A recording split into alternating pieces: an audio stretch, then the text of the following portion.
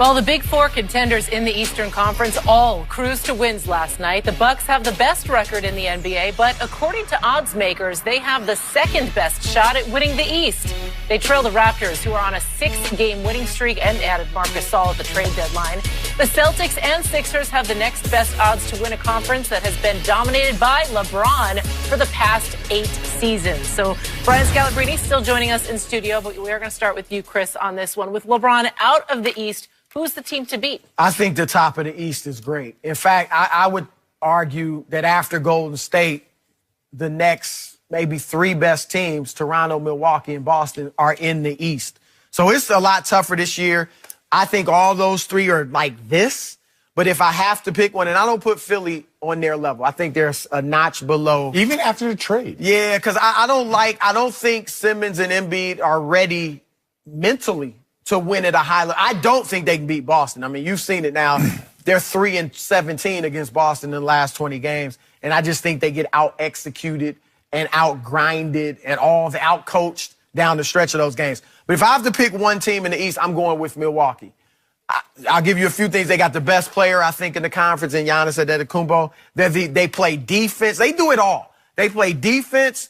Then offensively, they can shoot the 3. They make the 3rd most amount of 3-pointers in the league. They can score inside because Giannis will post sometimes. They can drive because Giannis will drive.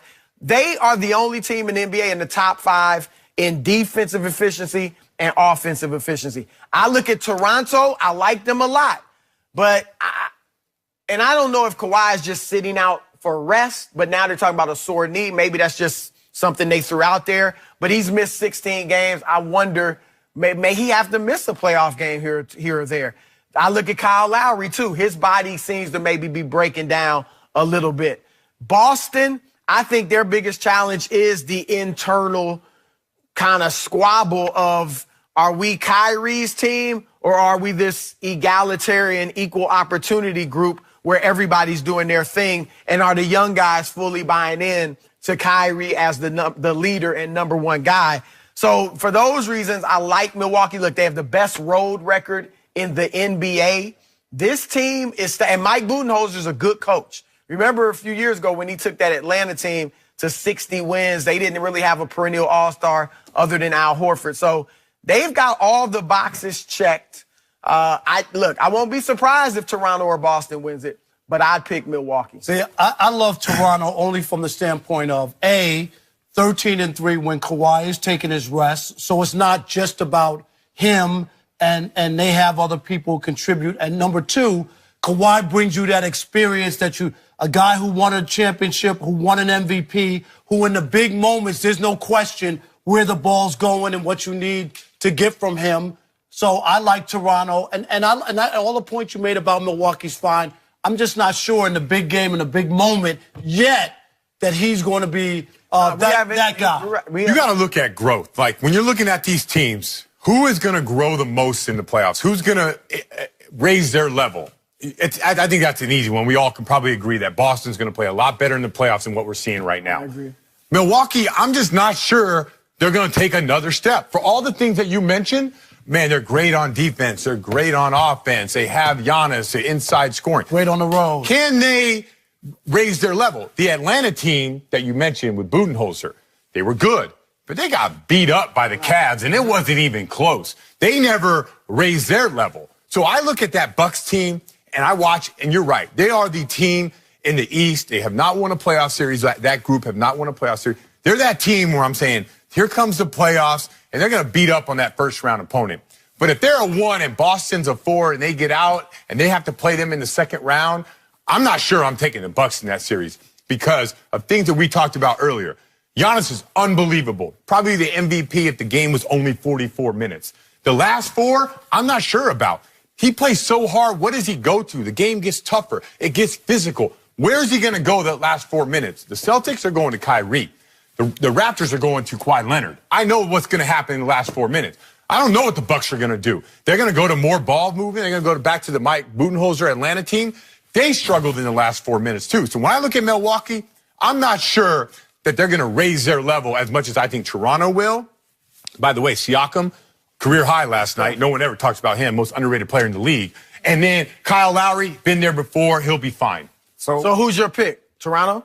Yeah, I think Toronto, because Boston's 1-12 in Toronto right now, and they have to prove to me they can go in there and win in Toronto. But when I look at this team, like the Bucks, I'm just countering your argument. I'm not sure the Bucks are on that level as far as when you talk about playoffs. Yeah, I love it. A guy from Boston who's not a homer. Yeah, no, I am a homer. I am a homer. Okay. Yeah, and I root to be wrong. Okay, 100%. I don't know. I'm sold on Toronto as well. And you mentioned them being 13-3 without Kawhi Leonard. And earlier in the show, we were talking about Kyrie Irving and needing to have that guy to close the game. You kind of alluded to it. They have that guy in Kawhi Leonard. Who does the Bucks have? Well, Giannis is what he's in the top 10. You make a great. Last 4 minutes, he's a little bit different. You make a great he point can because score, but you're right. They don't just go straight to him. But I like that because they got other options. They do have other options. Makes them less predictable. Chris Middleton? Yeah, wait a minute. There are levels to this game. I love Middleton. He should be an all-star. But he ain't. Kawhi Leonard, Kyrie. All I need you to do is hit a shot. See, I'm not of the hero. I'm not in the hero ball group. I'm not at the end of the game, I'm not give it to him and just get out of the way. I'm like, let's run a play with some options. Did we not just have this conversation about Kyrie? I wasn't just talking. No, hold on. Don't twist my words. I wasn't just talking about the last 4 minutes. I was talking about period. You need a superstar. And they've got Giannis. And you talked about He's clutch. a superstar. You didn't talk about clutch. Kyrie is clutch. Yeah, in the moments where you need him most, which is the last waning moments I wouldn't of the take game. anybody over Kyrie in that. But I'm not going to say Milwaukee can't win because Giannis isn't as clutch as Kyrie. That's all I'm saying. In my opinion, you have two clutch guys and a Siakam that feels like I'm just as clutch as these guys, Kyle Lowry and Kawhi Leonard in Toronto. And they play defense. Arguably the best two-way player when he's on the court in the game and Kawhi Leonard. So I like this team moving forward. You add Gasol that stretches the floor, that gives you three-point shooting at the big spot. I like this team because they have depth. They can defend and they can score. Now they do go through laws where they don't put up points in a matter of 4, 5, 6 minutes at a period of time. But I feel like if they do go through those laws, they have the defense to defend and stop the opponent from scoring as well. Look, I've been with Toronto, as Rob knows, basically all year.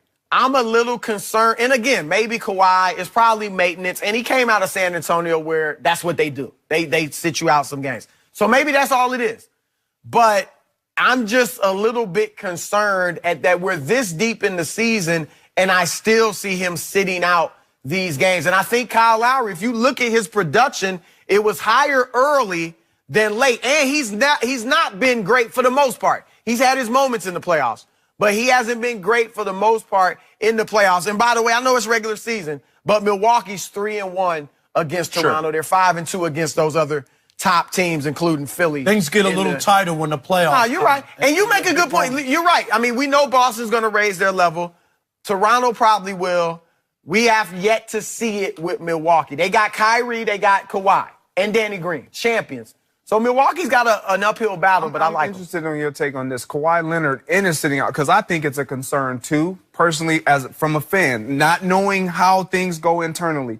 Like, is this Kawhi Leonard just saying, I'm not playing, or is he really hurt? No, I think I think this is an easy one. With Kawhi Leonard last year, I think he felt that San Antonio was forcing him to get out there. You remember the comments that Tony Parker said about, hey, I had an injury, I'm older, I came back, and you weren't playing. So I think with Toronto, and I don't know this, but anytime you got an injury issue, go ahead and sit out. We take care of our players. We care about you for the long term. I think they're selling that to him, and I don't think it has to do with this year. I think it has to do with his free agency. To try to write. Especially, yeah. Like we care about you long term. It's not just about this. We're not going to sacrifice you going out there and hurting yourself for us to have home court advantage. Whatever it is. Take all the time you need. We want you here next year. It had nothing to do with this year.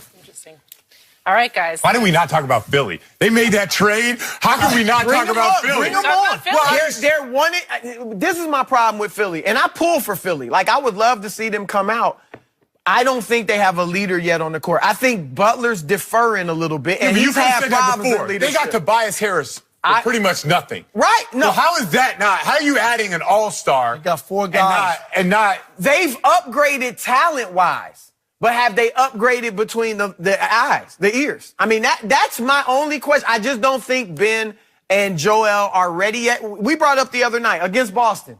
They're down 4 with 3.5 minutes left. What does Joel come down to do? 4 seconds into the shot clock. 3-pointer. Yeah. Stuff like that, it will lose against Boston. Sure. Now, they'll have a better shot, I think, against Toronto and Milwaukee than against the Celtics. Yeah, that's what I think. The interesting matchup is going to be who they play in the second round, who Boston plays in the second round. Well, they better hope they don't get Boston in the first round. Right now, that's the match. Nah, but Indiana, 4 or 5. Indiana eventually is going to fall out of there. I know they are, but eventually the NBA, like, you don't have big, you're eventually going to fall off. Right? How well they play. They're tough They're team. shockers. Yeah. Remember, the Lakers lost by 42 to them. Yeah, you keep Well, bringing LeBron that played in that game. Jeez. LeBron played in that game, too. First game back after just 18. Jeez. Cal, thank you for hanging out with us this morning. Good to see you.